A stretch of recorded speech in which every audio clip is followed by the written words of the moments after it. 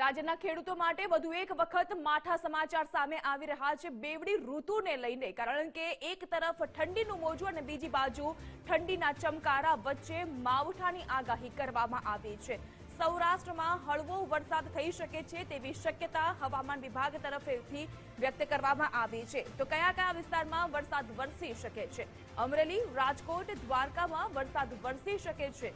અરબી સમુદ્રમાંથી ભેજવાળા પવન ફૂંકાશે, જેના કારણે ઠંડીના ચમકારાની વચ્ચે હવે વધુ એક વખત માવઠાનો માર સહન કરવાનો વારો આવ્યો છે ખેડૂતોના માટે।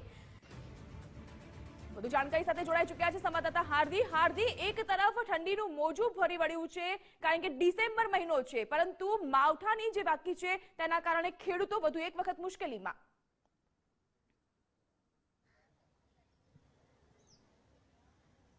જાગૃતિ, ચોક્કસથી અરબ સાગરમાંથી જે પ્રકારે ભેજવાળા પવનો ફૂંકાઈ રહ્યા છે અને જેને લઈને આગામી 24 કલાક છે વરસાદની, એટલે કે સામાન્ય વરસાદની આગાહી છે હવામાન વિભાગ દ્વારા કરવામાં આવી છે। સૌરાષ્ટ્રના વિસ્તારો જેવા કે રાજકોટ, દ્વારકા, અમરેલી તમામ જગ્યાઓ પર સામાન્ય વરસાદી છાંટા આવી શકે છે। તેની સાથે 24 કલાક બાદ તાપમાનમાં 1-2 જે કહેવાય કે ડિગ્રીનો વધારો છે તે પણ નોંધાશે તેવું કીધું છે, પરંતુ 5 દિવસ જે વાદળછાયું વાતાવરણ છે તે સમગ્ર રાજ્યમાં જોવા મળશે। ત્યારબાદ જે ઠંડીનો ચમકારો છે તે શરૂ થવાનો છે, એટલે કે જે શિયાળાની ઠંડી કીધી હતી વિધિવત રીતે ઠંડીની શરૂઆત છે તે થવાની છે। હાલમાં જો જોવા જઈએ તાપમાનની, તો સૌથી નીચું તાપમાન નલિયાનું નોંધાયું છે 11.5 ડિગ્રી સાથે। નલિયામાં સૌથી વધારે ઠંડી અને અમદાવાદ શહેરની જો વાત કરવામાં આવે તો 15.5 ડિગ્રી તાપમાન છે તે નોંધાયું છે। એટલે ખેડૂતો માટે એક માઠા સમાચાર ગણી શકાય, કારણ કે એક બાજુ ઠંડી અને તેની વચ્ચે કમોસમી વરસાદની આગાહી પણ સામાન્ય વરસાદની આગાહી 24 કલાક માટે કરવામાં આવી છે। ત્યારબાદ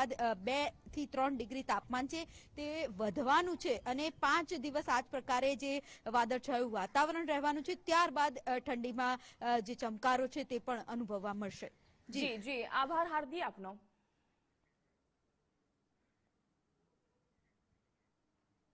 આ તરફ કચ્છમાં ઠંડીનો ચમકારો વર્તાઈ રહ્યો છે। ઠારના કારણે જનજીવન પર તેની અસર પણ જોવા મળી રહી છે। જો કે ભુજ, નલિયામાં ઠંડીનું પ્રમાણ સૌથી વધુ નોંધાયું છે અને નલિયામાં તો તાપમાનનો પારો સતત ગગડી રહ્યો છે। આકાશમાં જે વાદળછાયું વાતાવરણ છે, ઝીરો વિઝિબિલિટી, જેના કારણે વાહન વ્યવહારને પણ પહોંચી રહી છે અસર। તો કચ્છમાં કેવા પ્રકારની ઠંડી છે, શું કહી રહ્યા છે અહીંના લોકો તે જાણીશું। જોડાઈ ચૂક્યા છે સંવાદદાતા કૌશિક। કચ્છમાં ઠંડી કેવી છે, શું કહી રહ્યા છે લોકો?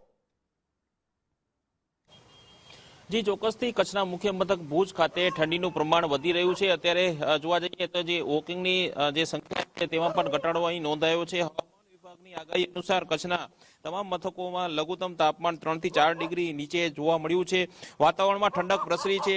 પવનની ઝડપ સાથે મહત્તમ તાપમાન પણ 3 ડિગ્રી સુધી નીચે સરકતા દિવસના ભાગે પણ વાતાવરણમાં ટાટક જોવા મળે છે।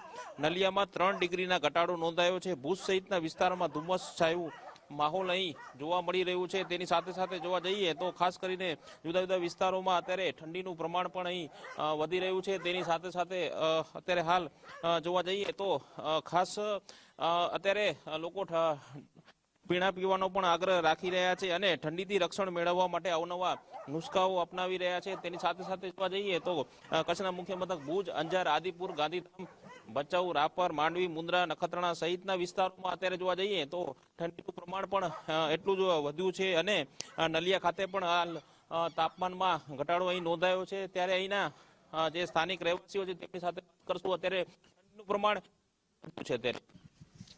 મારું નામ બિમલ મોરબિયા,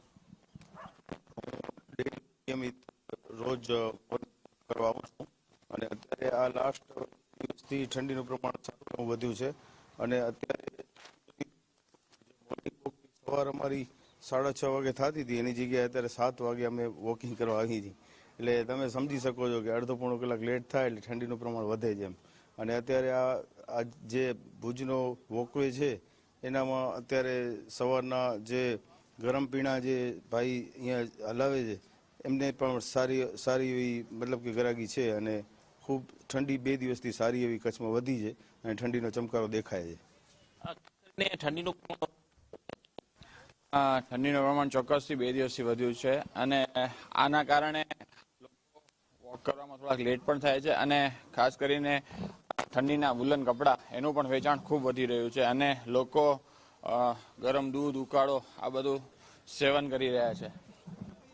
આમ સમગ્ર પણ એટલું જ બધું